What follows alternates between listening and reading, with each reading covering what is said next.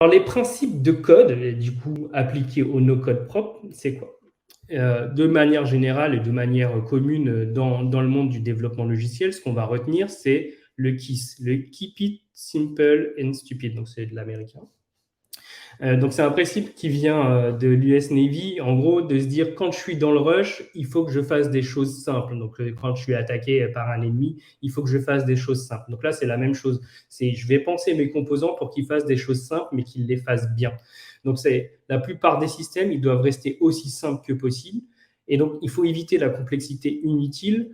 Et la question à se poser lorsque vous allez builder, c'est est-ce que je peux le faire plus simplement? Et ça, vous devez vous poser la question tout le temps. Donc parfois, il suffit de découper les choses pour faire, pour faire une seule chose facilement, plutôt que d'essayer de factoriser, de complexifier ma stack pour des questions de c'est moi qui sais faire des choses compliquées.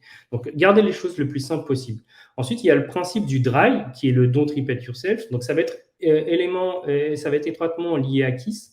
Donc, l'idée, c'est de se dire, je vais essayer de factoriser au maximum tout ce que je vais faire. À partir du moment où je vais commencer à réécrire plusieurs fois la même fonction, il faut que je me pose la question de est-ce que j'ai pas intérêt à la factoriser, à la utiliser qu'une seule fois.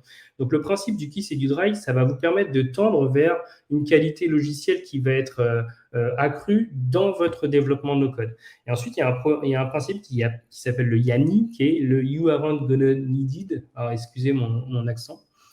L'idée, c'est de se dire, je ne vais pas créer des petites fonctions pour au cas où un jour. Donc, il faut garder son code le plus propre possible et avoir le minimum de code mort à l'intérieur de son produit no-code. Donc, ça veut dire que je ne vais pas créer des écrans qui ne vont jamais servir. Je ne vais pas créer des fonctions qui ne sont pas utilisées. Et si, malheureusement, j'ai créé un écran, une fonction qui n'est plus utilisée, eh ben, je vais la mettre à la poubelle. Je vais garder, en fait, mon logiciel le plus light possible tout le temps.